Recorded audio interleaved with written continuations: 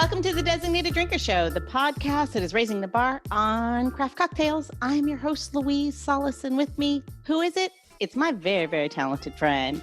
She often pours happiness in a glass. She is a mixtress, DC Gina. Welcome. Hey, Gina. Hi, Louise. How are you? I don't know. I feel a little lightly intoxicated just by the day. Is it me? Is it me? It is Tell you. me it's me. Tell me it's the look me. of you gazing across the screen. So many miles between us, longing to be together. It is true. COVID keeps us apart, that bitch. I like that you made COVID a girl and I made COVID a man. Move on. Either way, he, she, it all sucks. They. Yeah. They, COVID is sexless. It is for many people, I think. Anybody but your spouse. Moving on. Let's start the episode. Anyway. All right. So I'm going to ask you a little question. Did you know that every letter in the alphabet has a history and a symbolic meaning? No. Did you? Okay. No. So today's guest has inspired me to take a little journey down the letter H. Okay. So in early writings, they have found like around the 1500 BC, they have found in the writings that the letter H, the symbol H, actually symbolized a fence, a gate. Makes sense. Kind of looks like one if you think about it. Very practical. Makes total sense. And throughout time, the letter H has reappeared in many, many languages and has become the letter that we know today. But it also has more spiritual meaning. And there's actually a couple different symbolic meanings in the more spiritual round. One being that of home life. And then the other, which I think is really cool, it symbolizes the flow of happiness. See, pour happiness in glass. Yeah, you like how I tied that all together? You like it? So, and here's a really interesting thing. They say if H appears in your dreams, it's supposed to be a sign of positivity and empowerment. And it's pretty good. Right? And then if you have H in your name, that's a whole nother thing. It means that heaven luck follows you. And what heaven luck basically means, it's when you experience hardships, life immediately thereafter gets easy breezy for you, or at least appears to be from the outsider looking in. So all this talk about H and somebody who might like punch holes in these silly little theories that I just spouted brings me to today's designated drinker. Please welcome to the show the cocktail ambassador and the owner of Elixir in San Francisco, H. Joseph Ehrmann. Welcome to the show, H. Thank you. Hi. Hi, Jeannie. It's good to see you. It's great to see you too. I love it. 3,000 miles. And you're so close I can touch your face. Anyway. So H, tell me, do you think does any of that hold water? All that shit I just spewed? Yeah, all of it, especially the drink part. I should be in more people's dreams. Well, who says you're not? So how are things out on the West Coast? We've got an East Coast, West Coast thing going today. It's probably as weird as everywhere else, I think, but maybe for a little bit longer. I think we were like the first city or one of the first cities to get locked down. So, but for the right reasons, right? Yeah. It's I think the reality of what the next 6 to 12 months plus are going to look like is starting to hit home a little. And for me, at least in my thinking, and that's sure. That's kind of my big development this week. Yeah, I mean, how could it not? I mean, it's a unfortunate time. COVID's a real thing. It's funny, he, she, it, whatever it may be. It's real. We make light of it, especially here on the show. But I know Gina and the both of you could tell the real side of this story. Absolutely. Yeah, well, and we've got our governor and our mayor in the last couple of days both talking about stage 2, how things are going to start getting turned back on. So the conversation's shifting that way right now. And being a bar, I know, like, I'm not even paying attention yet. I haven't paid attention to a lot of that stuff for a long time because I'm like, we were the first ones to be shut down. We're going to be the last ones to turn on. So I don't need to watch the politics, and I just need to focus on my business, my family, and myself. Absolutely. So you've been doing some innovative things during COVID. What has been happening? What have you been doing? I know you're keeping yourselves busy, keeping as many employees as you can employed. Right? Yeah, well, not employed, unfortunately, but paid at least. We just took in our first chunk of money on our GoFundMe campaign, which was half of our goal of 15,000. We got just dispersed about $7,500 to all my team. Wrote the checks on Monday, so it was good to put some money in their pocket. Right away when it happened, I leaned on my entrepreneurial background, and I mean, I didn't even lean on it. Just kicks in. Second nature just kicked in. Thunderbird. Yeah, some of my MBA skills, as well as I've been an entrepreneur all my life. And, I mean, the first realization was I have no income. What I normally sell is not sellable. So what can I do to sell something? And I don't want charity. I need to be able to adjust.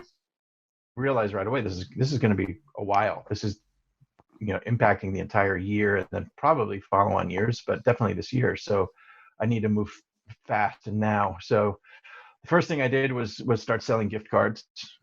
That worked, with the idea of like, hey, yeah, unfortunately I had just paid a bunch of bills right before this hit. And so I was cash poor as a business. There was no money in the bank account.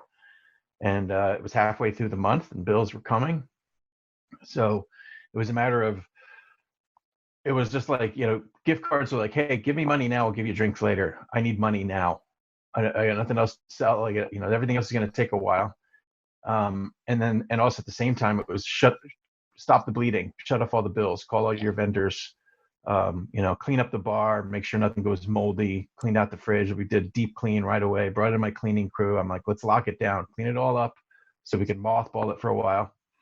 And then a few days later, the California ABC opened up the ability to sell retail and do delivery, although they still screwed bars by not allowing us to sell cocktails. Our rule here in California is that you have to have a kitchen and serve food with the sale of individual cocktails. Oh. So we kind of got screwed there because, I'm arguably one of the people and one of the businesses that helped bring back cocktail culture, and the government saying you can't sell cocktails? No, to go? Not by my license type. It's called a Type 48 license. A Type 47 is a full liquor with food, and the rule is if in order to sell individual cocktails to go, there's a number of stipulations, but the main thing is you have to sell food with every cocktail. And I don't have a kitchen. That's very similar to the Virginia laws. But that's easy too. That's everywhere. You have to sell liquor with food, but there's like no way to pivot that and be like, here's a bag of chips. No, they're specific about that. You actually have to have a kitchen. You have to have a kitchen and kitchen facilities. I guess that's the one thing that is different here in Virginia. That's always the law, right? Gina, you have to be able to serve alcohol. There has to be a food. Correct? Not with a tavern license, but in Virginia, yes, where you are. I'm saying, yeah. Yes, over the bridge. But where we are in DC, you don't necessarily need to serve food. And DC granted the tavern license here, and you could give as little as chips or a sandwich or, I don't know, a bag of flour. I mean, whatever. Just some kind of edible item. Which, we have a prep kitchen, and I thought about doing, we have crock pots and use Instant Pot and like create batches of things you could sell by the pint or the quart. But I looked at it, the ROI is not there to start up a whole operation is something I don't normally do. So we kicked in pretty heavy on the delivery, and the delivery business is going well. So great. That's our delivery business. What are you delivering? How are we doing that? We're delivering full bottles of spirits, beer, wine, mixers, other ingredients for making drinks. I've put together a number of cocktail kits, including I have a line of cocktail mixers called Fresh Victor. It's that, new. Awesome. Talk about yeah, it. Cactus. this is What was that? Cactus pear and pomegranate. this is the cactus pear and pomegranate. These were both pretty big yesterday. This is the Mexican lime and agave. Makes a perfect Nice. margarita. Everything mixes 2-to-1. These are our 16-ounce packs, which just launched at retail in the Bay Area. We've got them at Draeger's supermarkets throughout the Bay Area. Willow's Market in Menlo Park. I'm selling them through Elixir to places all over the city, and we're trying to open up other accounts. We have 7 other flavors that we generally have been selling in 64-ounce pack for bars and restaurants around the country. We do a lot of business with Disney Epcot Center and casinos in Vegas, hotel accounts like that. But that all dried up. So our quick pivot as a company for Fresh Victor was to launch our consumer line earlier than we had anticipated. Today's Wednesday. About 2 weeks from today, we hope to launch direct-to-consumer sales through freshvictor.com. I love that. Yeah. That'll be national. We have national distribution. So we just started hearing this week that some of the East Coast is starting to turn on. So some of our accounts on the East Coast are starting to order again. And then the retailers here in the Bay Area that are selling our stuff, we created the 16-ounce, everything mixes 2-to-1. So the 16-ounce makes 5 drinks, 3 ounces of this, 1.5 ounces of tequila, and you've got a perfect margarita shaken with ice. There's no dilution. It's a mixer. So, with this, you've got 64 ounces. So you've got 20 cocktails in here. And I don't understand why that's a problem, H. I don't understand the size. Why is that an issue? Come on now. Well, I guess our perspective. It's COVID. We got a lot of drinking to do. Our perspective was that was for on premise, and the other was for consumer. And the retail outlets have sold out of that, and they're asking for the 64 ounce. Now they're going to sell the 64 ounce in supermarkets to consumers, which takes a lot of shelf space. So we're excited. So that's another pivot that's keeping very active. We're selling a ton of these cocktail kits through elixirsf.com/elixir-delivery. So that's very complicated, but don't worry. So we're going to have all that where are we going to put that up, Gino? Where's that? What's our address? Designateddrinker.show. Absolutely. One more time. What was that? That is designateddrinker.show. So we'll make sure that we have a link to all of our listeners. So if they can order that nationwide when it happens, or if it's happening, let's make sure all of our listeners are drinkers for sure. Damn it. Our listeners buy everything. So we're into them. Absolutely. So 100% buy H's mixers, get them delivered to your house. And then we'll have H just post up some recipes and you can just make cocktails or go to his website. And we just launched all of our social media too, so people can follow Fresh Victor Cocktails on Instagram, Fresh Victor Mix on Twitter. So it's Fresh Victor and that's it? Fresh Victor Cocktails is the Instagram, and Fresh Victor Mix is Twitter, because Fresh Victor Cocktails is too long for a Twitter handle. All right, with all that, Gina, you know what I think it's time for? I think it's time for a shot. I couldn't agree more. Let's do a little tequila, shall we? Yes, absolutely. Cheers. Cheers, everybody. Cheers.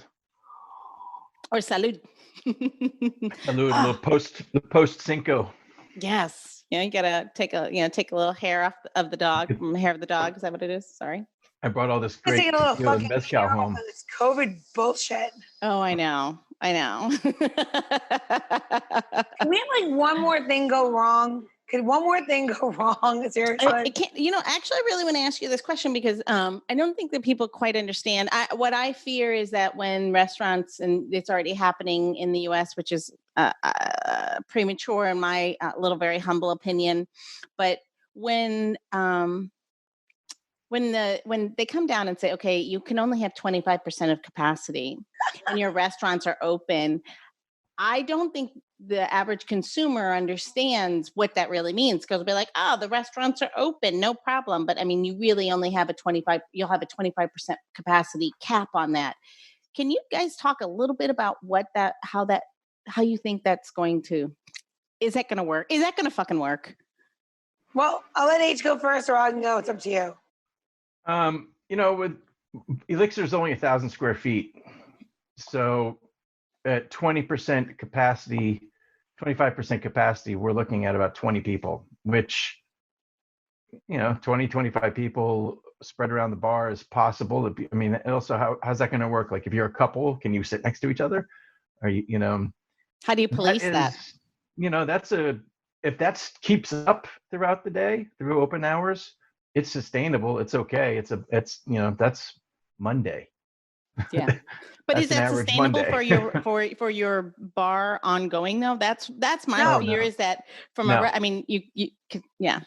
No, I mean, Can I just- and also one of the things I was talking about with somebody else was another bar owner, was the idea of like doing either an entry fee, or like he was calling it a power hour. Just like, you want to come in, sit down, $45 open bar. Like, you want to ensure that people that are coming and taking seats are spending That's genius. enough money. Yeah. They have to Hold spend on. enough money. That's the best thing I've heard since this thing started. Nobody has been able to navigate that pain of 20. I haven't heard one person say that, not the Restaurant Association, not anybody. It's kind of ridiculous. I think that's an interesting point of view. I think that's the first time I've heard that, but I think that's all about messaging too. I think that's going to be really important from an average consumer, from a patron's point of view. I think that, the average, like, they just don't know. They don't understand. Well, you're open. Why is this an issue? But turning tables and filling your bar, filling your restaurant, I mean, all of that, comes in with a business plan, right? Like, you need to serve so many dishes at this with an ROI of X in order for you to be successful. And having you're right. You call, a camper, it will ruin all that, because so listeners, don't go and hang out in a bar and not buy. But I think having an entry, that's genius. I agree, Gina. That's At least a minimum spend. You have to do the math. If people don't, so many people don't think of bar owners as legitimate business people. We have to run numbers and say, I'm going to need at least this much revenue per day in order to have a margin and be able to survive. And so if you can break that down and say, listen, if you're going to walk in, I can only fit 25 people. If you got a minimum spend, you have to spend at least this much money, and that's on your bill before tax, before tip. Yeah. Do you think you could roll that in, Gina? Is that something that you think you could apply? Not in DC. Everybody here wants everything for $4.99. And that's not possible during COVID. But for us, that carry license is super important for us to keep here until we're allowed to have at least 50 to 75% occupancy. Again, H and I share the same problem. I have 1,000 square feet here in Capitol Hill, and Union Market is larger, but my bar there is only 330 square feet. So technically, by law, I can't have anybody come to my bar in that space at all until there are 0 cases of COVID, which, by the way, is not going to happen anytime soon. No. So what really needs to happen for your other places shut down? You mean that whole food Union Market shut down? It's shut down completely until, that makes sense. Yeah, I mean, you just can't, there's no navigation of it. But the smart thing to do, and you can't be mad at anybody because no one can see this coming except for Wimbledon. Wimbledon knew it was coming. Pandemic insurance, amazing. Is that we left ourselves completely vulnerable for the fact that we could have no revenue.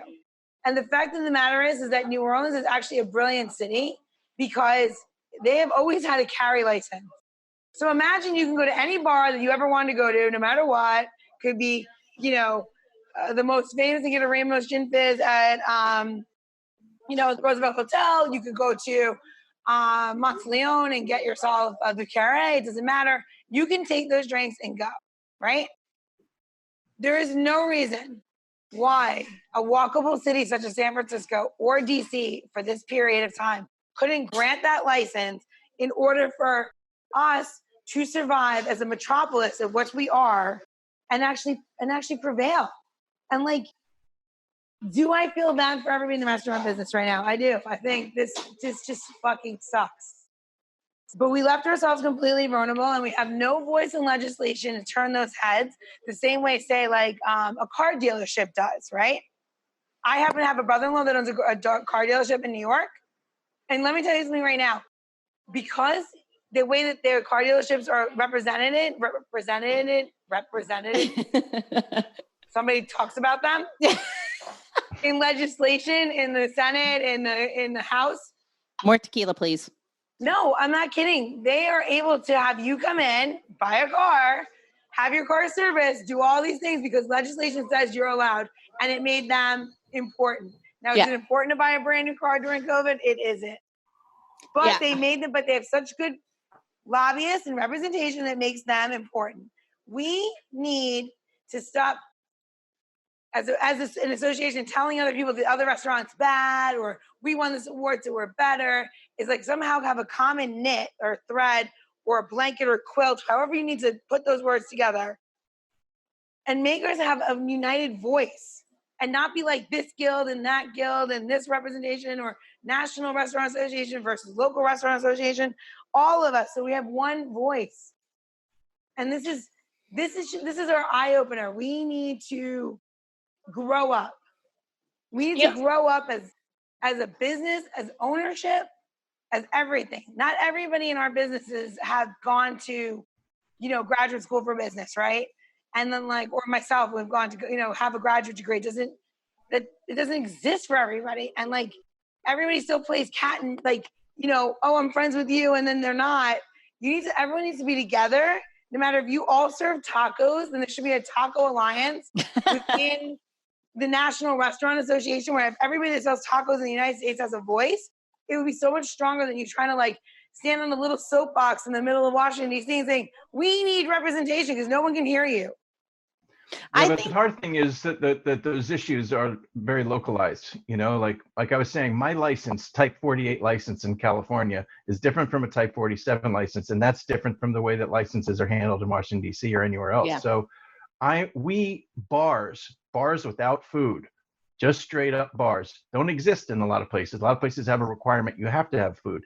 But for us, we're at the bottom of the totem pole, and as usual in this puritanical American political way, we are getting the foot put on our heads as a subset of restaurants. They continually clump us in with restaurants, and then like California has done, everybody but bars. Facebook and Salesforce are doing these $10,000 grants to small business, but you know who's not allowed? Bars. Restaurants are allowed. Bars are not allowed. Taverns aren't either. They're happy to have their celebrations in our bars. They're happy to get together and have drinks and write their business plans and raise their capital and do everything else in bars. And then all of a sudden they come around and they say bars can't get this money. Why not? That's really interesting. It makes no sense. I will say that, I say this all the time just so that there's a level setting of my background knowledge. I'm not from the food and beverage industry. I'm a creative director from advertising, and getting in and doing this with Gina.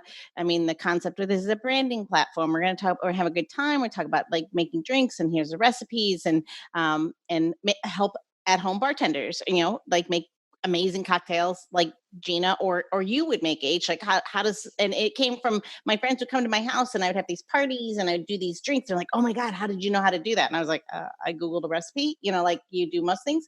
So it seemed like there was a space for this. But what I didn't anticipate was meeting more and more people from the industry and learning so much about the industry and learning how, to your point, that it is not seen as a grown-up business, which is ridiculous because you are part of the fabric of our neighborhoods. You actually make our neighborhoods what they are. Where I live, I have my favorite places, and I know every bartender's name, and that becomes a part of why I love living where I live.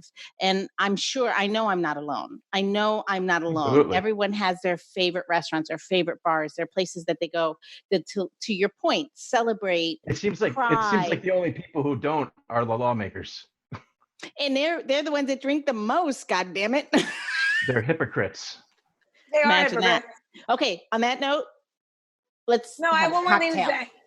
I think that all of those lawmakers, I think anybody that makes a decision for a restaurant, a mayor, a fucking deputy mayor, a president, I don't give a shit. Unless you've cleaned a walk-in unless you've worked 18 hours behind the shtick, unless they know what a call out is and what that means to you and what it means to work a double when your feet hurt so much and they're sweating and your shoes are actually soggy, but you can't fucking move because you've been there for 20 so long. years straight.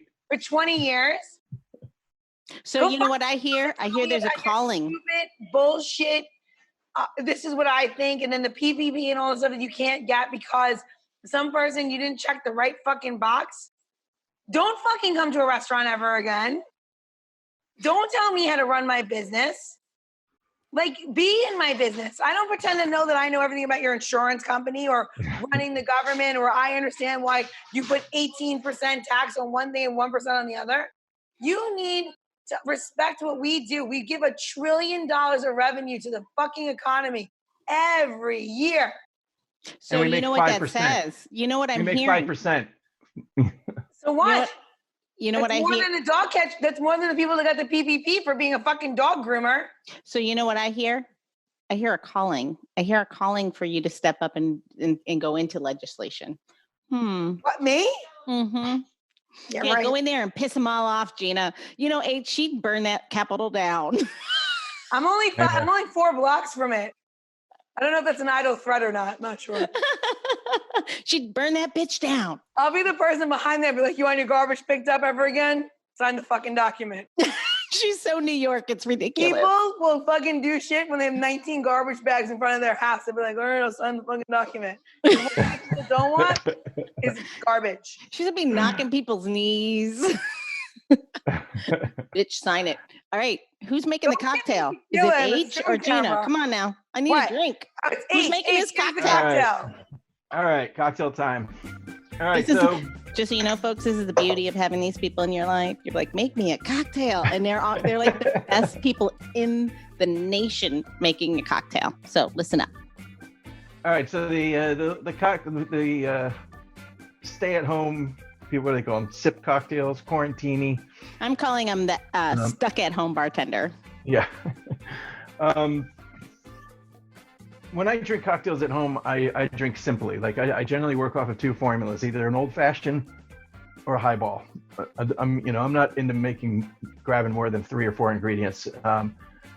So highballs are what I drink when I want something crisp and refreshing, and old fashions or spins are what I drink when I'm kind of sitting and sipping. So this is a highball that. The other thing about making drinks at home in this time, and when you're not getting out, I don't know about you, but I'm the only one in my family going to the supermarket, and I'm doing it every 2 to 3 weeks, and I'm dropping $500-$600 each time because this is San Francisco.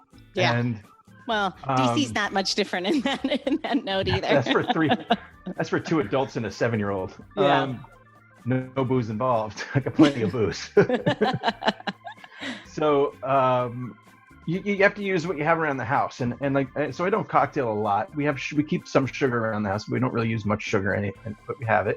So I can make simple syrup, and we keep a lot of honey and other sweeteners. So you have to have a sweetener, and you look at your pantry for what kind of sweeteners you have, and then sour you're going to get from your lemons and limes. If you keep them around, you can make yourself some sours. And I like to keep some soda water and tonic, and we have some various ones around. So this is a gin and tonic that I'm making with most of my home bar is vintage collection stuff. So this is an older bottle of Plymouth. This is the redesign from when the cocktail. So you actually this is the difference between H and the rest of us folks. He actually mixes it. Like the rest will be like, oh my God, it's like, save it. And here you mix it. Yeah. And this is my home bar. It's a Victorian sideboard from I bought down in Monterey. And so anyway, I'm using some Plymouth gin, nice classic juniper forward style gin. I'm just going to put 1.5 ounces of this in my highball glass. And these are highball glass? Let me grab that. Yeah. These are some vintage highball glasses that I keep my, I think vintage barware is great for your home bar. Yep. And so how much did you pour in? I'm sorry, I missed that. 1.5 ounces to 2 ounces, depending how much booze you want. I'm going to do 2 of these, and the other one I'm going to use Square One Basil. It's COVID. Go big or go home, right? Yeah. The other one I'm going to use is Square One Basil, and Square One is a brand that is close to my heart. I helped create this product with Allison Ehrmann. And, yes. And she's been on the show. She's wonderful. Yeah, and I know. I saw that episode, and she introduced me to Gina. She was the one that when I was the brand ambassador for Square One, she and I did a trip to DC. We did several from that point on, but she was like, "You got to meet this Gina. She's making these amazing drinks." And so we just, that's where Gina and I bonded. What is that? I don't know. I think Gina was hitting the tequila a little early. We may have been We may have been, just so you know. Cannot tell. So this is a higher proof. All the Square One flavored vodkas are higher proof than normal. They're 80 proof instead of 70. And this is a basil, but it's got 8 different botanicals in it, 4 different kinds of basil. So it's got all of that rich botanical complexity with a basil forward flavor. It's my favorite. Good high proof. So I'm using an ounce and a half of that in my other one. Both of these, basically, the idea is botanical complexity. I mean, you could use lots of other stuff. This would probably work with Baijiu, which is not botanical, but it seems it. Aquavit, some other stuff like that, because we're going to be leaning on the sour we're going to be using sauerkraut in this. So you're leaning on the sauerkraut brine for some flavor, and then a little bit of sauerkraut and garnish. So that the sourness from the kraut and the vegetal component work really well with all the botanicals. I'm going to I'm going to put ice right into my glass. Right in the glass of ice? Right in the glass, because this is a highball, so we're building it, which means we're making it in the glass that we're serving it in. And I'm gonna not top these off yet. Actually, I'm gonna use some sauerkraut brine. And we eat a lot of sauerkraut in my house for good quality fermented sauerkraut. It's important. The fermented side is great. It's good for your probiotics. I drink this all the time. Once the kraut is gone, I always keep it around in an extra jar just to sip on it, because it's got all kinds of health benefits. So I'm going to put about 3/4 of an ounce to an ounce. Or start at a half ounce if you like. One of the things about building recipes to understand your own palate is put in a little bit first. You can always add more. It's impossible to take it out. The same thing with anything sweet. Like when we have simple syrups, I'm always a little less on the simple, because that's the way I like my cocktails. Doesn't mean it's right for everyone else, but yeah. Exactly. You have to know your sweet sour balance, your sweet bitter balance, and I have a lot of Gina in my life, so I have a lot of sweet. If you go with too much of an ingredient, then you end up trying to compensate by adding more, and eventually you have too much volume. Mm-hmm. So it's easier to inch your way up and find. That's kind of how I feel with COVID. A little too much volume, but hey. Yeah.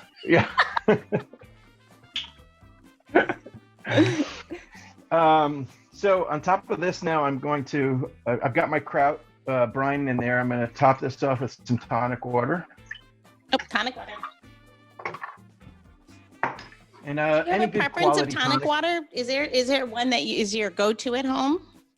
I keep both Q and Fever Tree, and I actually have some London Essence as well. I like all 3 of those. I don't know that one. London Essence? London Essence is a newer one on the U.S. market. It's obviously. We don't have that here. I was like, is that an East Coast thing? Okay. No, it's national now, but it is out of London. So. Basically a good classic tonic water is good. There's all kinds of flavored tonic waters and tonic twists, so you can go in other directions and play with it. But this is just kind of classic tonic with the kraut. So start there before you start deviating into other flavor profiles. I've got some organic raw. This isn't organic. I make this one. It's just I have raw. Mine right here. Sauerkraut from Sonoma County. I'm just going to put a glob of that on top as my garnish, and this both shows, obviously it plays off the kraut brine as an ingredient and highlights that, but it's also fun because as you drink through the drink, and you know what, I messed up. You probably want to give that a stir before you garnish it, but either way. Look at me. I actually did that, and I love the fact that I even did something that H didn't tell me to do, which was actually the right thing to do. Oh my God, I'm getting all grown up. But finally listening, folks. It took H to do it, Gina. It took 134 episodes in H to do it. Only 123. 123, whatever. Well, the nice thing about this garnish is much like mint leaves, once you mix it in, it's going to be integrated throughout. And as I was about to say, the nice thing about this garnish is as you sip through it, you get little bits of sauerkraut in your mouth and that you can chew on. And it's like these nice little bursts of flavor and sourness and crispness, texture as you sip through. And the basil works wonderfully with the Gina's like double sipping. She's on a double date by herself. I think that would be a threesome. That's a whole nother show, H. That's a whole nother show. On a different channel. So, Gina, what did you add to yours? I did exactly what everybody else did. However, I did, so this is H's cocktail. And then I did this one with a little bit of sauerkraut and jalapeno infused sauerkraut water. And then just get a little bit of kick. And that's it. That was the only difference. Do you make sauerkraut? I mean, it goes so we well. use, You make it from home? We get buckets of sauerkraut from this company here called Number One Sons. And they do a cold ferment sauerkraut, which I love. And then we get a 5-gallon bucket of it, and then we split it. And we do half of it with caraway, and then we do half of it spicy. And we use the spicy one on our bandito sandwich, and it's really delicious. Oh, that's my favorite. I get it every time. It's God, I miss that. And I also like it in the wrap too. When you start offering wraps. When I'm allowed out in public again, I'm not sure if my drinking's gonna be socially acceptable because your drink sounds like a good idea to me. Well, what I really like about this, I'm sorry, just knowing your flavor profiles, I really like dirty martinis, and I always joke and say I like mine filthy, downright filthy. And this really fits into my flavor profile because especially adding the sauerkraut, I really enjoy that brine. I don't know what Gina's doing, but I like the add of the, so it's like me in a glass because my mother is German, my father is Mexican. So if I add the jalapeno and I have kraut, it's me in a glass, a little effervescent. Nice. You can't see the magnifying glass. It's amazing. No, we can. We're laughing at you. I'm just trying to keep my composure. If you're Zooming, folks, if you're listening to this and it's still COVID and you're like, what the fuck? We're on YouTube. All these like Janice are amazing. 100 years from now and you're like, what was COVID? Just like I thought Spanish influenza was in like, what is that? I don't think anybody's going to forget this anytime soon. No, well, we all know what the Spanish flu is. Eventually, and then someone's got to remember it, right?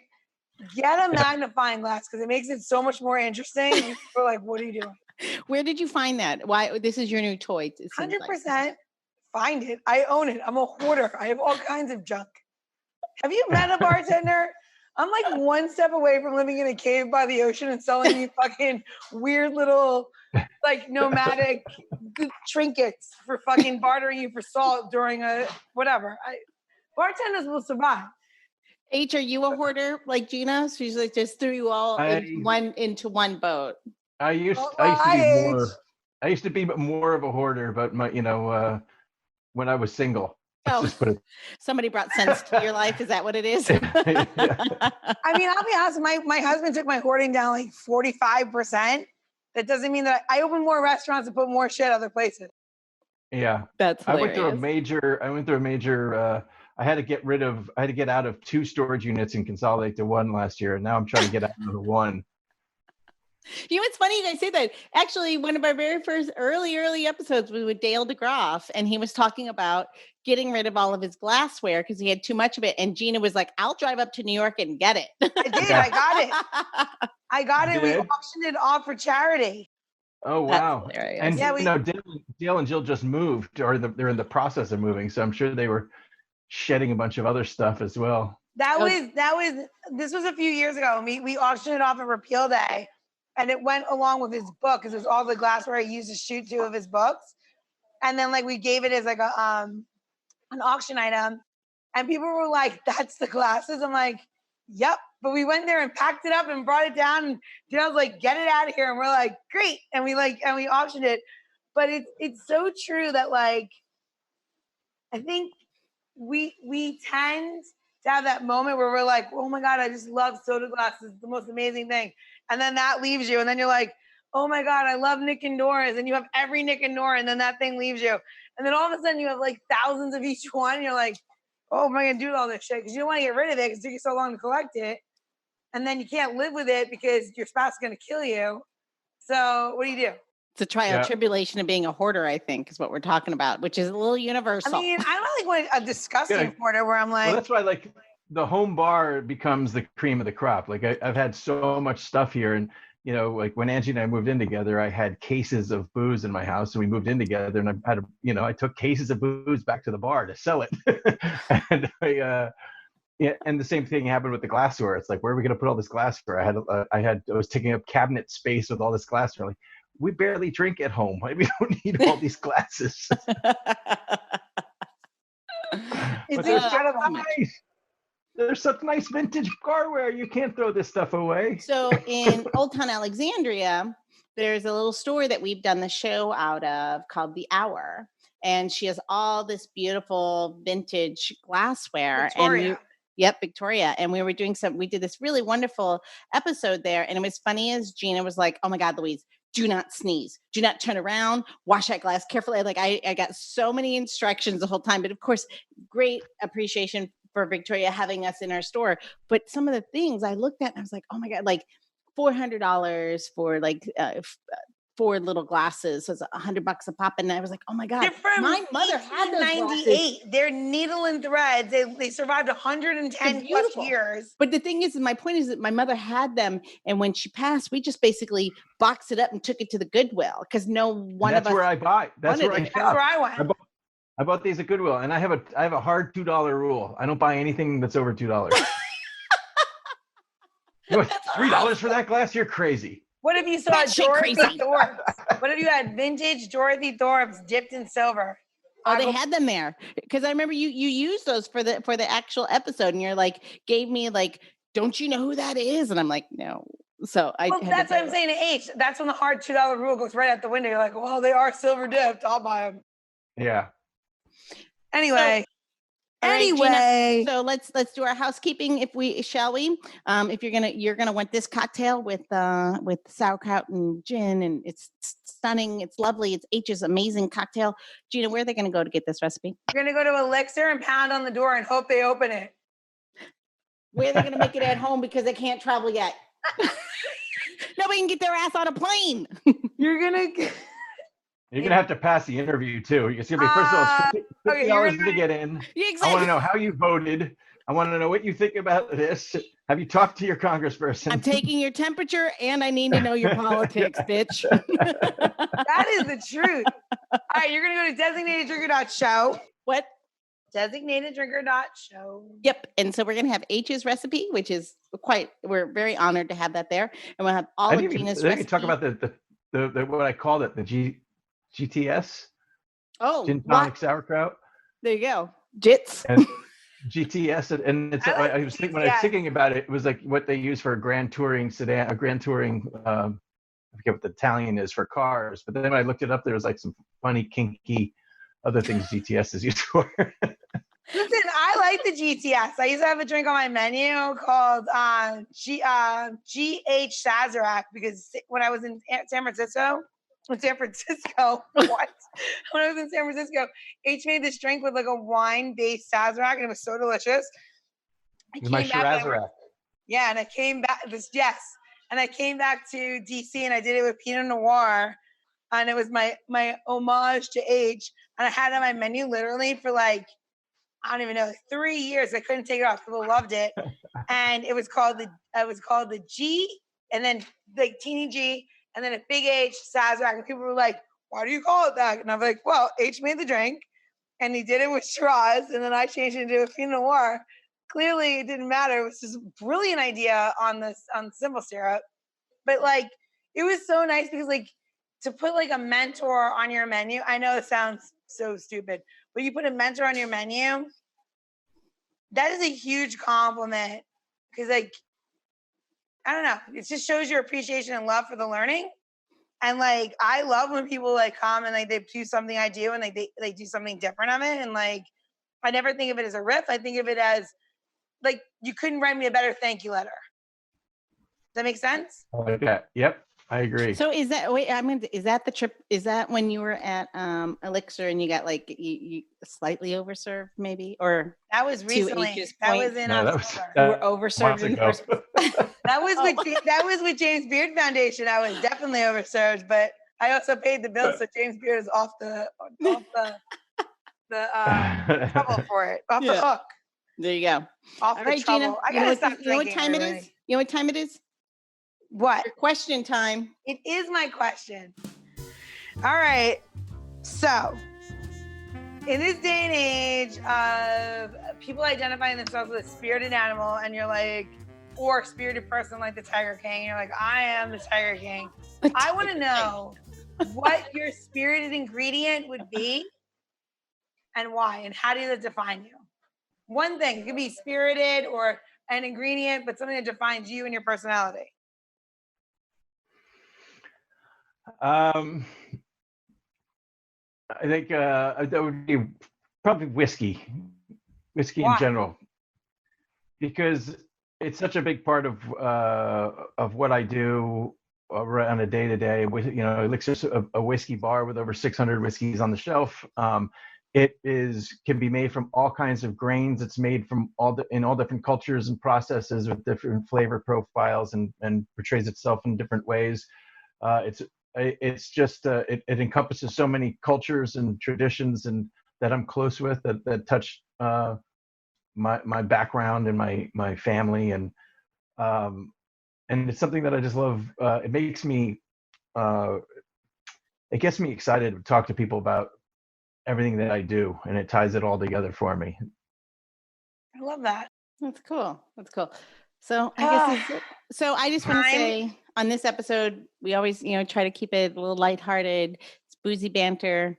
But I do want to thank you both for all that you're doing to keep our neighborhoods together and everything that you're going to do to move forward. And when Gina goes off to Congress or the Senate to take over the world, maybe she'll be our next president. If only we'd all be that lucky. Donald Trump can. Anyone can. I'll be the next Bill Boothby. But honestly, as a simple patron of many, many restaurants and bars, I just want to say thank you for all that you're doing. We're going to work really hard to help make sure that the rest of us understand what it means. You guys are entrepreneurial. You work harder than most of us, and way harder than I think most people can even understand, and being innovative and coming, still serving families and still serving food. And cocktails. Again, thank you very much. And I just hope that we can recover from all this and you all do very, very well, because you should. Because you're very much part of the lives of every person in the United States. Or maybe not. Maybe people who live out in the middle of the woods doesn't matter much. But for the rest of us, it means a lot. So anyway, thank you. Thank you. So Thanks for having me. I drank a lot today, so, The Designated Drinker Show is produced by Missing Link, a podcast media company dedicated to connecting people to intelligent, engaging, and informative content. Missing Link is a proud partner of Hearing Charities of America, a nonprofit organization that supports those who are deaf or hard of hearing. To learn more about HCOA or to find out about Missing Link's other podcasts, head over to missinglink.company. That's missinglink.company.